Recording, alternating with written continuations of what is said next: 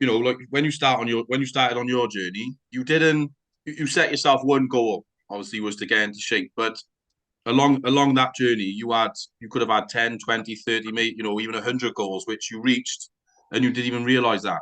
No, that's it. So do you know what I mean? You're taking these steps going towards your goal, and people need to understand which these things just don't happen overnight. So when you might be having a bad week, you might think to yourself like, why am I actually doing this? But you need to take your mindset back to when you started and realize how far you've That's actually it. come. When we send our initial sort of forms out to clients, and we ask them, what's their main goals. Everybody, and there's nothing wrong with this. Everyone, is like, I want to drop 5 stone. Yeah, that is their goal.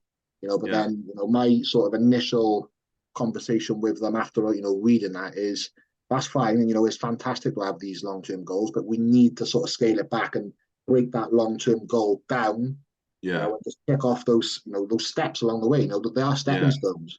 We're yeah, never going to get from A to Z within a short time yeah, frame. It's going to take a lot of work, a lot of effort, and yeah, and what I also say is we're going to fall.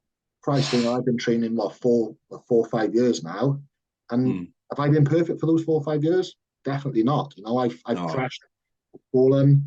But one thing I mm, never did, mate, was lie back and accept defeat. I always got back up, yeah, I always bounced back, and I always knew that I will become better. But I've yeah, learned from the struggles and everything yeah, else to yeah. become the person I am today.